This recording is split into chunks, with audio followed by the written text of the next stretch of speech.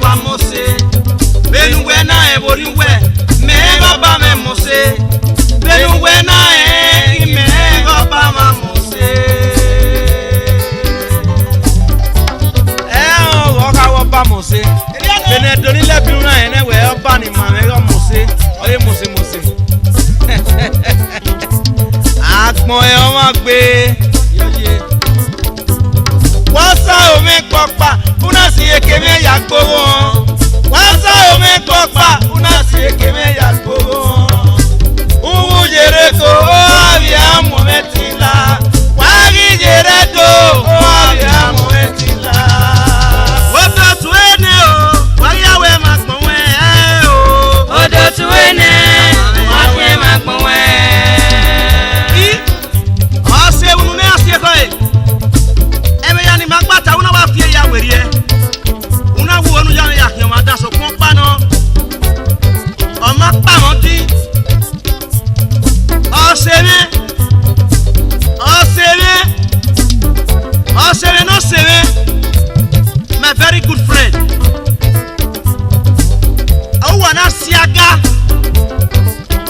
fa desiku ni ya desuwe so kon pa no o salopwa nu tazi Alari agano yo senari ne totaji. Ana mie wa madesue. Eu. Ako be ma mie wa no si aga o. Oye no ama mie wa no si aga. Ama mie wa no si aga. So ko pari no ni wa si aga ro mate.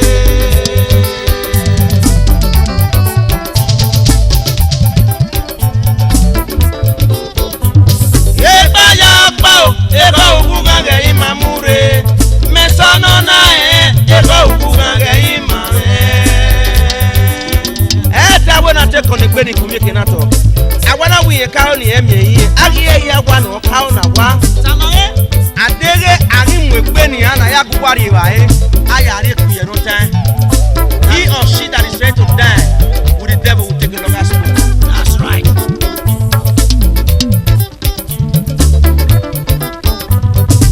Odutue ne, waki makpon we.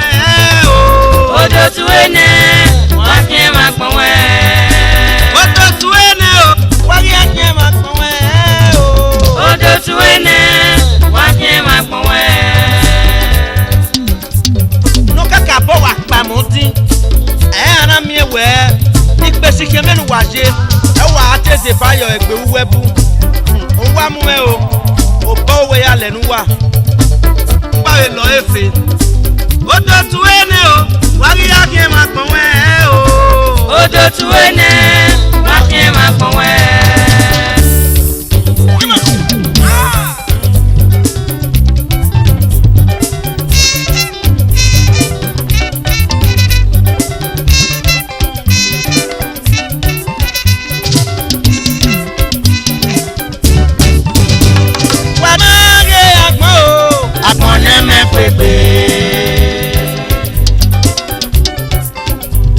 Wamage akmo o, akmo ne me pepe.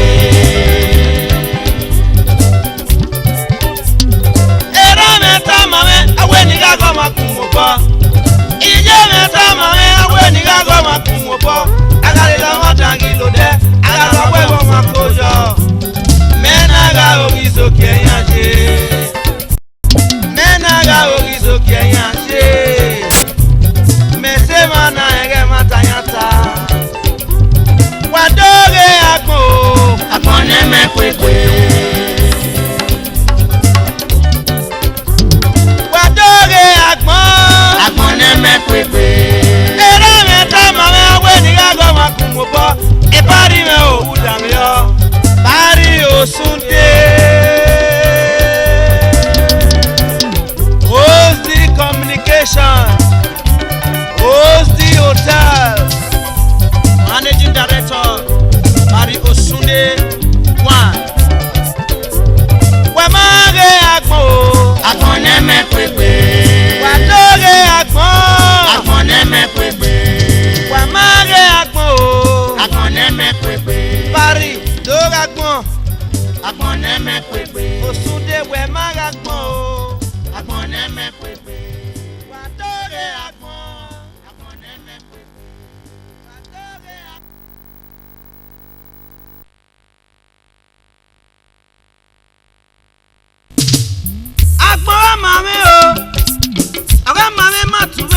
bio. Agbora mame. Awa mame matumene bio. Agbora mame o. Awa mame matumene bio kele kele. Agbora mame. Awa mame matumene bio.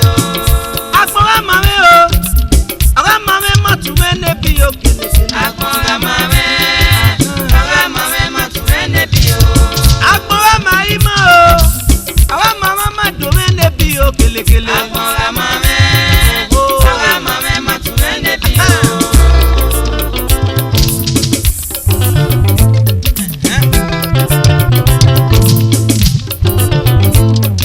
Atame ome o edoni mosebe na. Wajidame yame. Atame ome o edoni lebinu. Wajidame yame. Atame ome o edoni mose mose. Wajidame yame. Atame ome o edoni lebinu. Wajidame yame.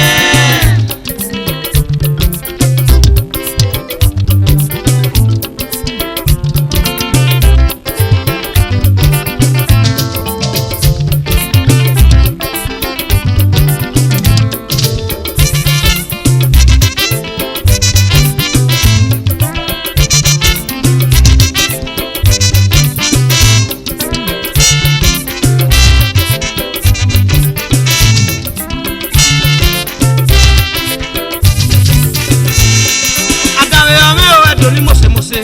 Wajidame yame. Atame ome o edoni lebinu. Wajidame yame. Atame ome o edoni mose mose me. Wajidame yame. Edoni mose. Wabukie.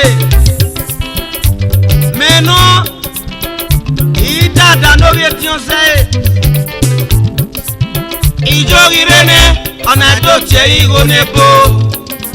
Mejo merene ona dotie igo nebo. Yale mari ekome no kwakwa. Yomo no banedo. Uku wa polo. Sebi yo bono jene moniro wa. Unye ya sekwe monirisi. Wa to amose wa wa. Obaga tokpe obi ekene madoyo. Eno yu tete o. No guge seto.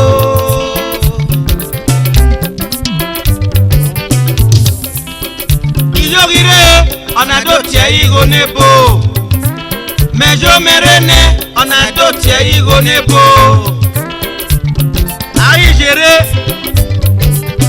Owo ga kumi ami wa. Ẹ̀yin náà lè má bẹ do pọ̀mọ̀ pọ̀pọ̀ níjẹ́. Ìjẹ́ tó yẹ fẹ́fẹ́fẹ́. Win Esther eré diawa òpópọ̀ níjẹ́. Kótó wa dé ẹ̀mí ọ̀tọ̀ ló gbọ́ká o. Òkè má láre o, ikú gbogbo tó má láre. Ẹ̀dùn náà wá ire. Iná tu ètì oníyẹ̀wò. Iná tu eníkìé. Iná le tu igbamọ́. Rúdà wẹ́. Ọwọ́ kan náà mọ́ dání Edions. Edions gbé o. Àìmọ́jáde ẹgbẹ́ yẹn.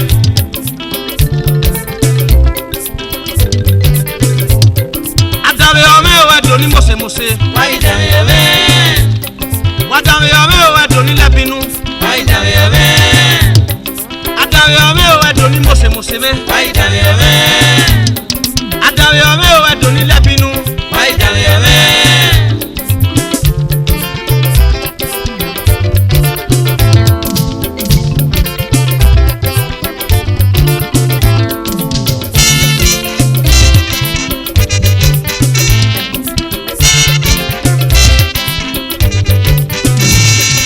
I sincerely apologize to all my music fans out there for the delay.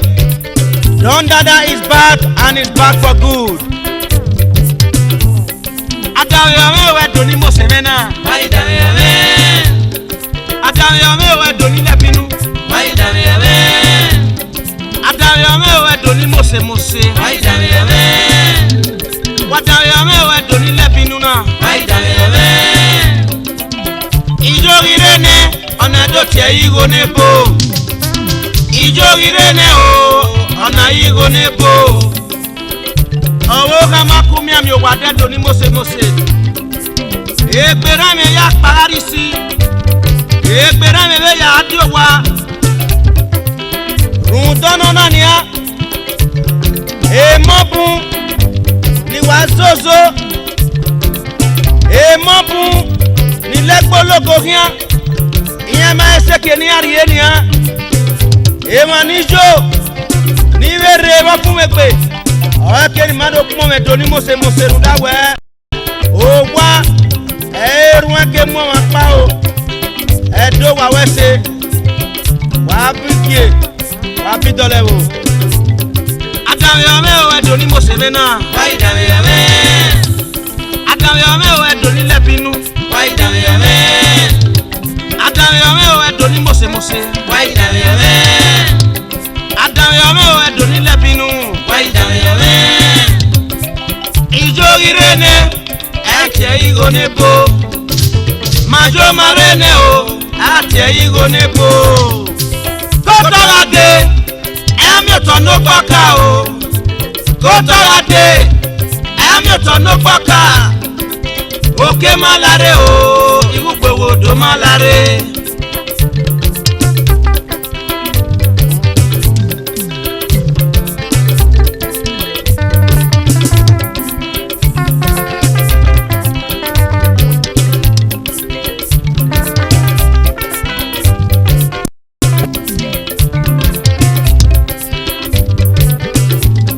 Adami mose. Adami ome.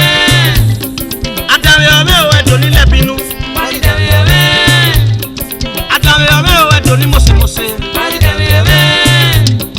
Adami ome o edo ni lebinu. Adami ome. Mejo merene ate igo nebo. Mejo merene o ate igo nebo. Kotorade emi otono poka o. Kotorade emi otono poka. Oke malare o igugbe wodo malare.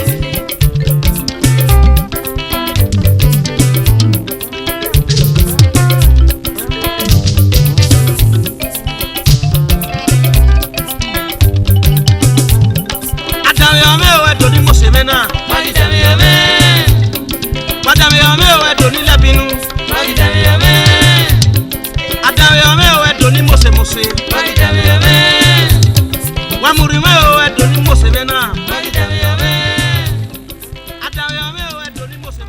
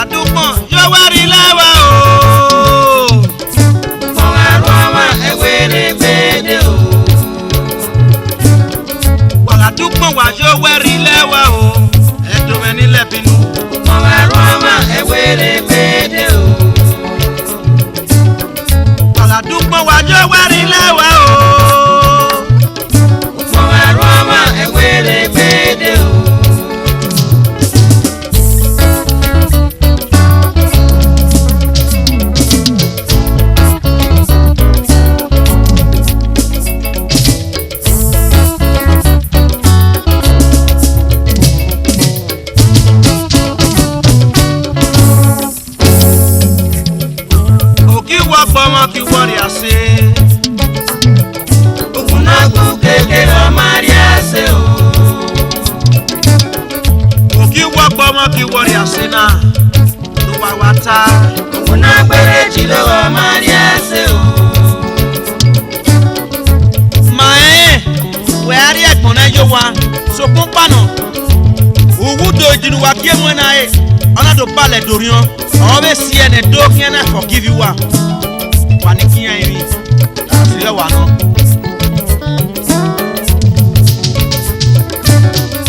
Ira do pon, yo weri lewa o. E do me ni le binu. Roma ewere gbede o. Ira do pon, yo weri lewa o. Roma ewere gbede o. Ala do pon wa yo weri lewa o. E do me ni le binu. Roma ewere gbede o.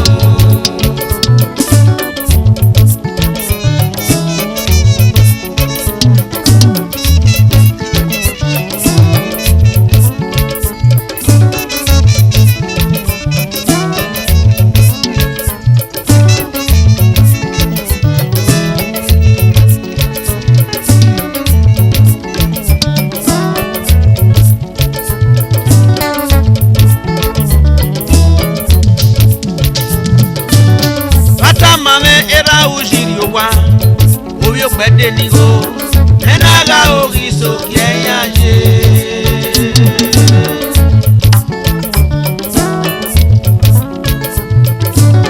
bata mame ego sameri owa o obi de ni mosebe enaga oriso kienyaje yo wenyawe ni yaga ege adege matayata Wadoge rizo kie mata. Yo wenyawe ni yaga ege ade mata kele no. Wadoge rizo kie mata.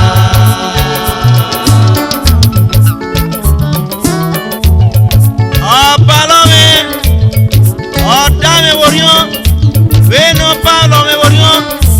Erio ya pali puedo ya pepe worion. Ase gbigbe ki ya pepepe e mo be mo we ruda we e mu kekere jiro ando aye kwa ene ni apo to dede mede ala bere be yimi ono na e mahiana e adere bere be yimi ona e mahiana e o edo yo wa ya hon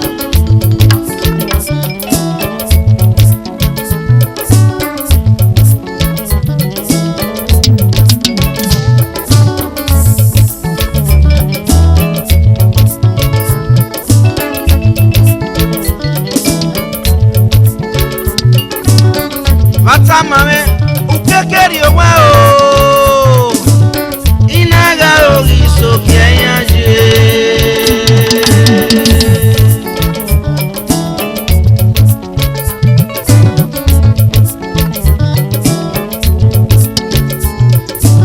Bata mame ere jirori owa menaga oriso kienyaje yo wenyawe Sebani he ade masakile no wadoge gizo kie